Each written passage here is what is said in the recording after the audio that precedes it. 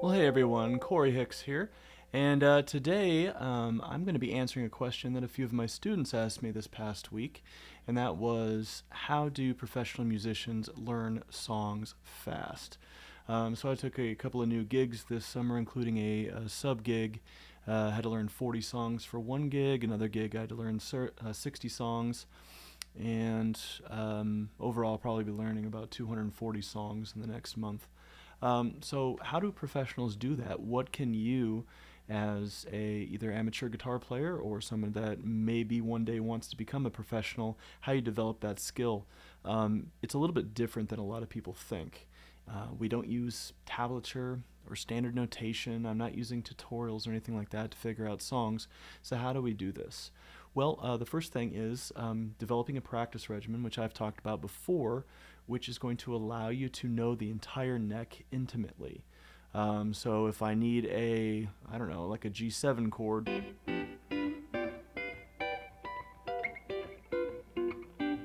I have all my G7s and there's a bunch of other ones, right?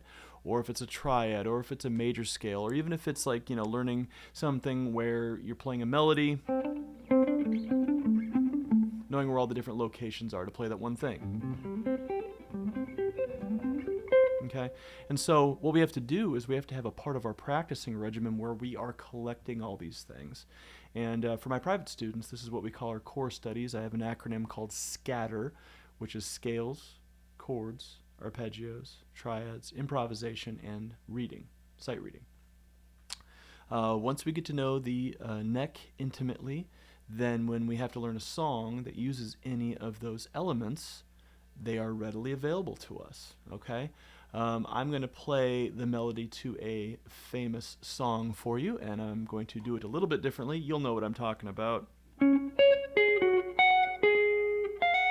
Okay, so this is a famous, rock song that came out in the late 80s, and it is a D flat major scale from the second scale degree.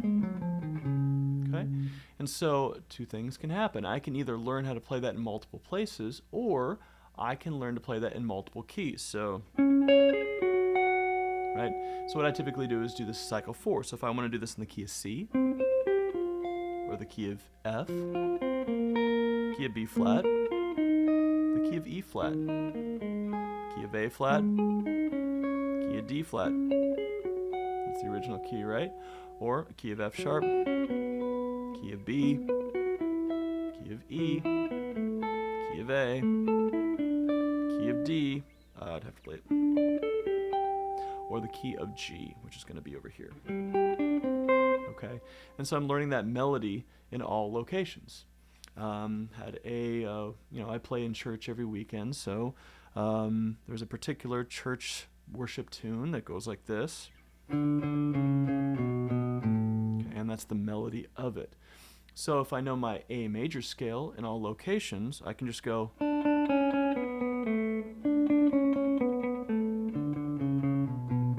I could go,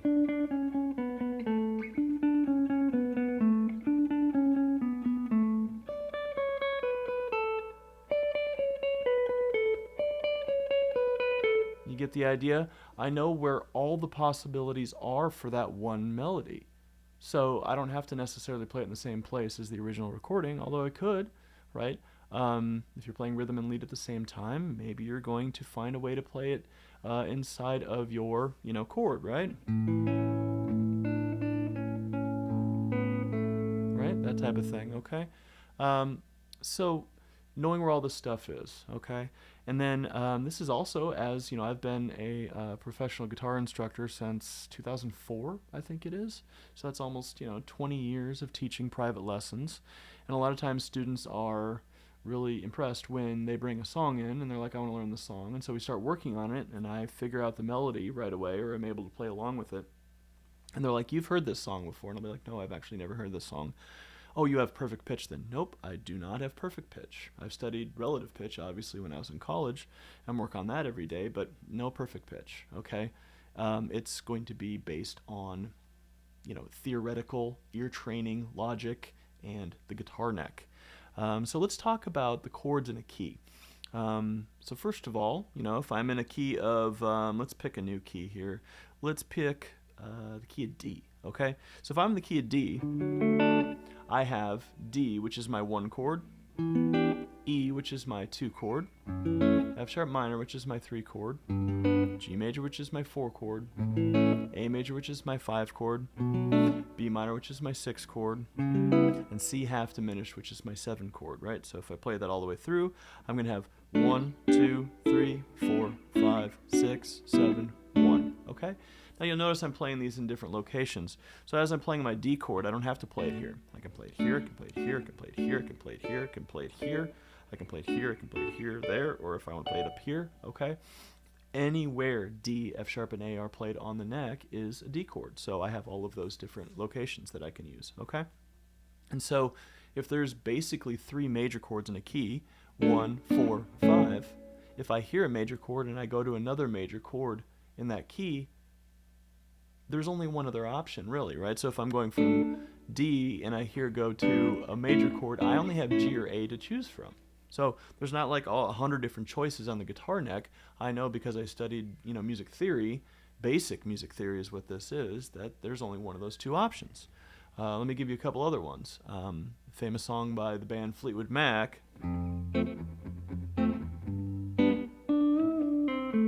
Okay, so that tune has a major chord going up a whole step to another major chord. So I automatically know what key that's in, okay? It's the 4 chord going to the 5 chord. There's no other place in diatonic harmony where we have 2 major chords right next to each other. So it has to be the key of C. And once you learn this in one song, don't just memorize it for this one song, memorize it for everything. Okay, so what are the 4 and the 5 chord in the key of C? F major, G major. What are the 4 and the 5 chord in the key of F? B flat major, C major. What are the 4 and the 5 chord in the key of B flat major? That's going to be E flat major, F major. The key of E flat major, that's going to be A flat and B flat. You see what I mean? Go around all your keys, make sure that every single key is just as comfortable as every other key. Not only being able to hear it, but being able to conceptualize it in your mind and also being able to play it, right? You don't want a chord like G flat major to be able to, kind of mess you up, right? You want to be able to find that.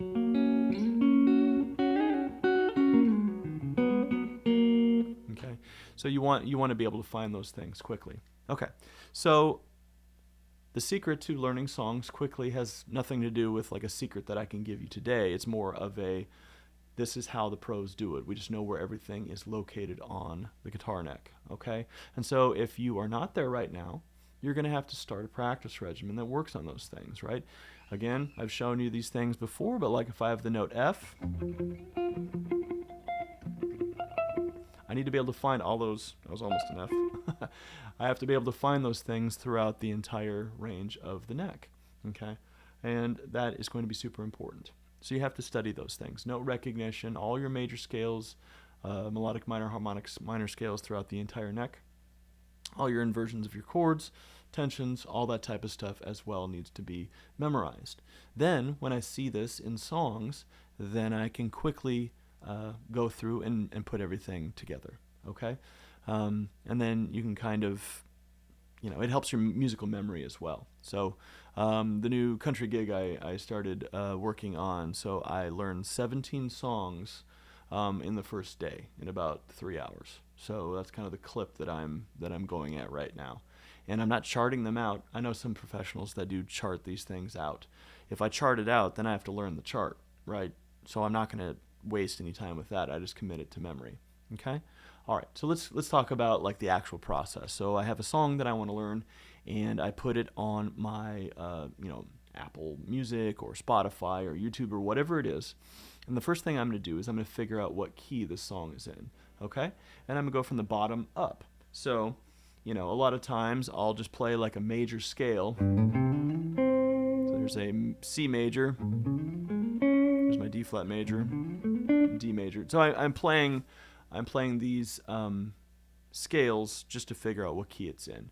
I've also told some students to start on the low E string and just keep hitting notes until you find what key seems to be home, okay? And you can use logic here again as well, right?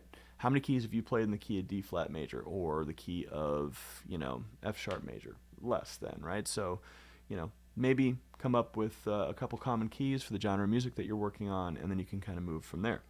So that's going to be really important. Once I figure out what key I am in, I'm going to collect all of the elements of that key and make sure that I can quickly put everything together.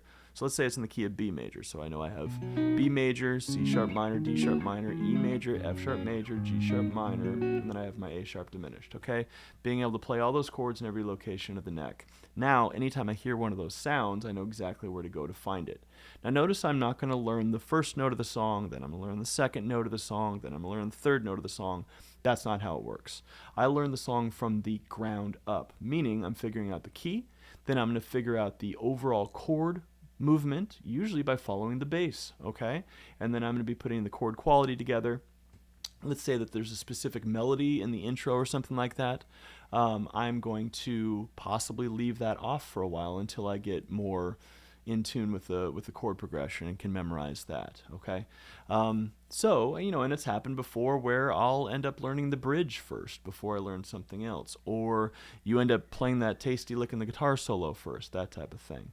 So these are things you got to keep in mind if you don't necessarily put it together in a linear fashion, okay? Ideally, you're going to learn, like I said, the key. Then you're going to learn, you know, put all the chords and everything together, all your scales in every location for that key. And then you're going to put, you know, the bass down, meaning like the root motion of the song, so you can learn the chord progression. And then maybe you learn the main melody. Then maybe you learn the very specific voicings that you need. Then maybe you learn the fills. And then lastly, maybe you learn the guitar solo, okay? And so you do it in this way. And then I have a rule for myself. I have to play the song through with the recording 3 times without a mistake, okay? And as soon as I'm able to do that, then I move on to the next song. So you'll often hear me talk about things like, you know, musical gatekeepers, right? Unless I have the, you know, the chord progression to a point where I can memorize it and I can play it without any trouble, I don't get to go on. I see this with students all the time in my private lessons. Like, we'll be working on a song together, and it's like an intro part, like, you know, can't do anything due to copyright, but let's just play a simple melody here. Okay, let's just say that that's the intro melody to a song. You know, most students are like, they're just trying to chain together note after note. And what I do is I chunk it with the smallest material. I have to be able to play this multiple times without a mistake. Remember, and I say this all the time, don't practice till you get it right. Practice till you can't get it wrong. Let me say that again. Don't practice till you get it right. Practice till you can't get it wrong. Until I'm confident with that melody, I shouldn't be able to move on. Same thing is true for learning anything in a song, okay? Even after playing guitar for 30 years, I have students who've only been playing guitar for maybe a few years, and they're trying to go faster while we're learning the song in class than I would have. And I'm like, you have to slow down. You have to be patient. The faster you go, the more impatient you are, the slower it's actually going to be. Because what are we trying to do? We're trying to internalize this material so we can perform it, right?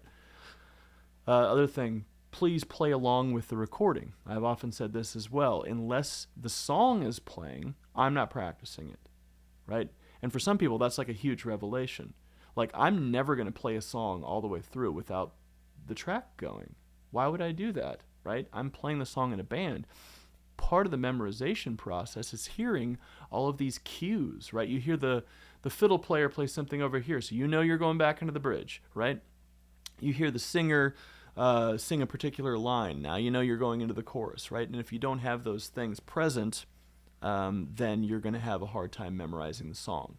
So I'm always playing along with the recording. Even just fantasize that you are the lead guitar player, right? You're playing an AC/DC song. You are Angus Young, right? So you are that person, okay? Other things about learning songs quickly, I am not going to overwhelm my ears with a lot of information sonically. So when I practice songs for learning them, no effects. You don't get reverb, you don't get distortion, you don't get delay, you don't get anything. Dry as a bone, okay? That way, you're focusing on the notes themselves. You're focusing on the harmonies and the melodies and the actual parts of the song. Once I get that song to a point where I can play it through 3 times without a mistake, then I can put on the effects, okay? Because then you're not covering up any mistakes that you would be playing. All of your, possible technique bad habits have been ironed out, and now you can actually apply the finishing touch to a piece of music, okay? So again, 3 times playing it through with the recording, if I can get the beginning to the end without needing to look at any reference. Again, I don't chart anything out. I highly recommend you just memorize it as you go. Then I can move on to the next song. Now, I'm not saying this is perfect. The next day you might pick it up and make a mistake if you're trying to refresh your memory on it. But the goal is if I can get through it 3 times in the practice room, it's ready to bring to the gig. And usually, if I can play a song perfectly live 3 times, I have it in my memory. Okay? So, just to recap in this video for today, how do pros learn songs so fast? It's not magic. We've just collected all of the ingredients and we know where everything is. Okay? It is just coming from that personal practice time. I need a minor 7 flat 5 in first inversion. Perfect. I need a D flat major 7 sharp 11 9 13. There you go. I need a E flat Dorian scale, but I need it in, I don't know, from the 4th. I'm going to play, there we go.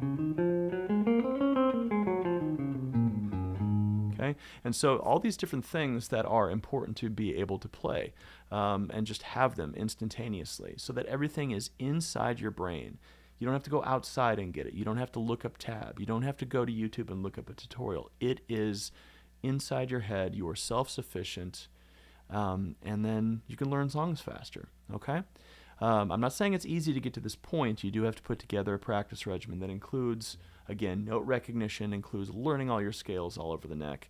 It includes learning all your triads and all their inversions, all your chords and all their inversions, and any special chords. And then going through maybe songs that you already know. I'm going to play this in a different key so I don't get, the copyright thing. Okay, so the intro to a very famous song there, that's an A minor arpeggio going into an A minor major 7 add 9 chord. That's what it's called. Talk about it like what it's called, right? It's not by frets. Don't just call it by the notes. That's an A minor major 7. In this case, A flat minor major 7, add 9. There's a 9 on top, right? So I play 1, 2, 3, 4, 5, 6, 7, 8, 9. That tone is on top. It's a minor chord with a major 7, right? 1, 2, 3, 4, 5, 6, major 7, okay? And so it has a name. Therefore, if I learn that, when I have to, maybe I see it in a different song, 2 years from now, I remember what that is. And lastly, I'll leave you with this. So I've been playing, since the early 1990s. I started learning the guitar neck thoroughly and music theory and ear training thoroughly about 4 years into my development. Okay, so the first 4 years, all I did, and this is in the early 1990s, all I did was learn from tab. I don't remember many of those songs. Maybe I have finger memory that kind of like, oh yeah, it kind of goes like this or something like that. But ever since I put the neck together using music theory and, ear training, I don't forget songs anymore because it's logical the way it works out, right? It's, last little thing here I'll give you guys. Let's say that I'm doing, that song, right? And I go up to the solo and I'm like, I forget if it's, I'm pulling off to the 13th or 14th fret. Ugh, gross, right? Well, what would have prevented that from being a mistake? If I would have remembered that key signature, whether you call that song D mixolydian or G major, it's the same thing, right? That's a D triad. Of course there's no F natural in that key. It has to be F sharp because it's a D major triad. D major triads are D, F sharp, and A. So obviously it's that note. See, it's like guardrails, right? It's like you're going bowling and you have those little guardrails that prevent the ball from going in the gutter. That's what music theory does for you, okay? So in closing today, I just highly encourage all of you to take the time necessary to learn the guitar neck. It is the secret that's going to help you to learn songs fast, okay? If you've ever wanted to learn 40 songs for a sub gig in 3 days, you can do it with this method. If you ever wanted to join a cruise ship and learn hundreds of tunes and do that in only a few weeks, you can do that and retain the information and not make mistakes because you have your guardrails up. All right, Corey Hicks here. Peace, and we'll see you next time. Bye-bye.